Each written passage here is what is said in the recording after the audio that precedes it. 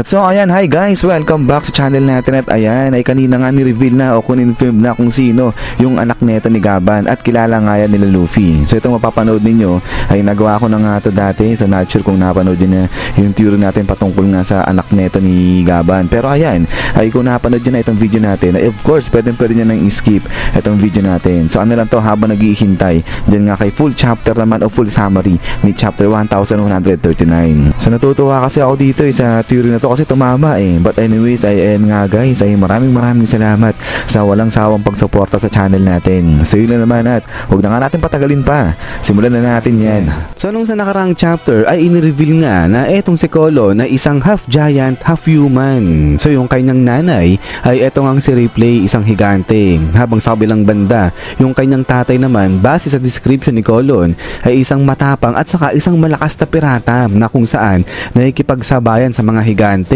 At ang pinagsuspensyahan ngayon ritong tatay ni Colon ay eto na nga yung si Gaban. So now ganito, bago ma-disband itong grupo nila Goldie Roger ay nakita naman natin na etong si Goldie Roger natagpuan niya etong si Rogue. Habang sa kabilang banda, eto namang si Rayleigh ay nakita niya naman etong si Shaki na sinasabi nga na etong si Shaki yung iniibig naman dyan ni Rayleigh. So parehas etong dalawa na to na natagpuan na itong kanilang mga pag-ibig sa buhay. Pero paano naman ito si Gaban? So wala tayong alam pagdating dyan sa part na yan ng buhay ni Gaban. At saka isa pa, etong si Rayleigh ay sinasabi nga na napaibig siya dyan kay Shaki na siya namang dating empress dyan sa may Amazon Lily.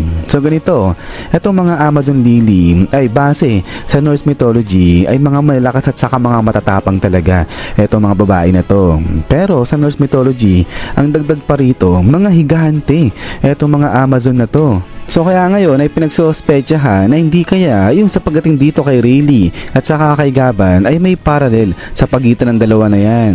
Etong sa side ni Rayleigh, napaibig siya rito sa isang Amazon na kung pagbabasihan nga sa Norse mythology dapat higante yung babae. Pero etong si Shaki hindi siya higante. At instead, etong si Gaban, siya yung napaibig sa isang tunay na higante. So kung matatandaan ninyo ay balikan nga natin itong chapter 1132 dahil sa unang mga panels nga ng chapter na to, nakita natin dyan etong si Colon. So etong si Colon muna yung introduction sa atin ni Oda at dito ay pinakita nga na yung bartender na babae ayun binibigyan siya ng basket dahil may laman nga raw yan na pagkain ni Ripley saka nung tatay niya. At interesting dito dahil sa may ending naman ng chapter 1132 ay ipinakita naman rito etong lalaki na to. So ito yung misteryosong karakter na naghihintay nga dyan kala Luffy. So kaya nga rito sinasabi, hindi kaya ako incident ba itong nangyari ito o wala lang talaga itong gantong sequence nga ni Oda. At sinasabi nga rito na since na etong si Colon yung pinakita sa may introduction at eto naman tatay na ngayon yung pinakita dyan na sa may dulo o sa may ending ng chapter 1132. So yan ay so far ay eto yung speculations na yung tatay nga ni Colon ay etong misteryosong karakter na to na naghihintay kala Luffy. So far wala pa naman tayo nakikita dito sa Elbaf na isang parang malakas yung dating na tao. So meron man dyan, nakita natin yung mga parang alagad ni Loki pero di yun pasok sa description nito ni Colon na matapang sa kamalakas na nakikipagsabayan dyan sa mga higante. Dito makikita natin na itong karakter na to, paisi-isi lang, relax lang, naglalakad dyan sa may kagubatan. So kaya kung etong ang misteryosong karakter na to, yung sinasabing tatay ni Colon, ay dalawang naisip pala naman natin na karakter kung sino yan. So pwedeng si Shiki nga o di naman kaya si Gaban. Pero kayo sa tingin nyo ba ay si Shiki yan? At kung pagbabasihan kasi itong karakter na to, itong attitude ng babaeng bartender na to doon sa tatay ni Colon ay parang hindi si Shiki yung para makikipag-banding ng ganito sa ibang mga tao. So it's more on parang si Gaban pa yan. But anyways, ay maliban pa nga rito, kung papansinin itong ugali nga ni Colon, sinasabi na mainitin yung ulo niyan. So kaya nga ayaw siyang isama nito ni Shanks nung sinasabi ni Colon na gusto niyang sumali dito sa grupo ni Shanks. So sabi nga ni Shanks dito, I don't take hot-headed little kids on board with me, sabi niyang ganyan. So bata pa lang mainitin na etong si Colon. At kung matatandaan ninyo, ito nga yung isa sa mga dahilan kung bakit pati yung mga bata dyan sa may Elbaf ayaw dito kay Colon kasi nga raw masyadong rough, masyadong rowdy etong si Colon. Pero pagbalik naman dito sa tatlo na to, kay Goldie Roger, kay Rayleigh, saka nga kay Gaban, ay sinasabi sa tatlong to para parang etong si Gaban, yung pinaka-rowdy sa mga to.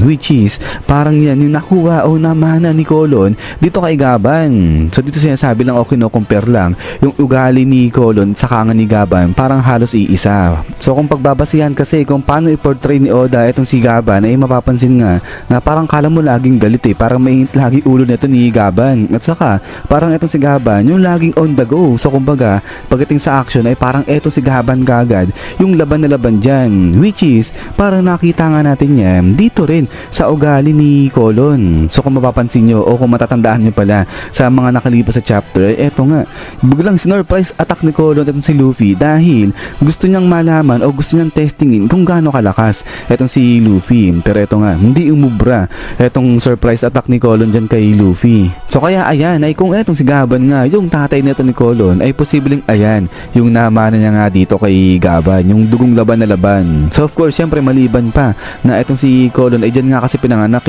sa may Elbaf. Alam naman natin yung mga nakatira dyan talaga may dugong mandirigma So maliban pa dyan ay eto nga yung ibang karakteristik na meron etong si Gaban, nakuha rin yan neto ni Colon. At maliban pa nga rito ay diba etong kulay na buhok neto ni Colon ay kulay salmon pink. At sa mga hindi pa nakakaalam nga, yung purest form kasi ng copper ay ganyan rin yung kulay, salmon pink din. So ayan ay somehow ay medyo pasok naman siya sa katangian tinataglay ng copper. Pero ba't ba natin binabanggit to? Kasi nga ay diba etong si Gaban, siya yung nagre-represent ng copper dyan sa One Piece natin. So si Goldie Roger siya nga yung gold, tapos si Rayleigh siya nga si silver naman. So etong si Gaban siya yung copper. So alam naman na natin yan, pero maliban pa nga rito ay balikan natin etong si Colon. Dahil kung pagbabasihan naman yung mga edad nga ng mga higante, so makikita natin talagang bata pa etong si Colon. Pero yung edad na ni Colon iniestima na mga nasa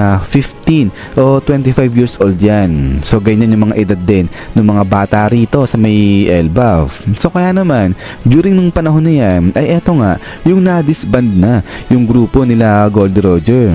So kaya nga ang pinagsuspechahan ngayon na hindi kaya nung ma-disband na etong grupo nila Goldie Roger ay dito na nga nagpasya etong si Gaba na pumunta dyan sa Elbaf at dito niya na nga nakilala etong si Ripley. So sa pagkakatagpo ng dalawa na to ay dito na nga nagsimula yung kanilang pag-iibigan at itong kanilang pag-ibig sa isa't isa ay nagbunga at ang naging resulta nga nito ay eto na nga si Colon yan. At then ay after nga nito is yan guys, so hanggang dito lang itong video natin. So ayan, isa tingin nyo ba etong si Gaba na nga ba yung sinasabing tatay nito ni Colon na isang matapang saka isang malakas na pirata na nakikipagsabayan sa mga higante. So yan, kung meron pa kayo naiisip na pwedeng maging tatay nga posible na tatay nito ni Colon, ay pwede nyo i-comment nyo dyan sa baba. But yun nga guys ay ulit ay maraming salamat sa panonood dito kay One Piece natin. So huwag nyo pala kalimutan mag-iwan ng like kung natripan nyo itong video natin. So yun naman, so lagi mag-ingat. God bless nyo lahat at kita-kits tayo ulit.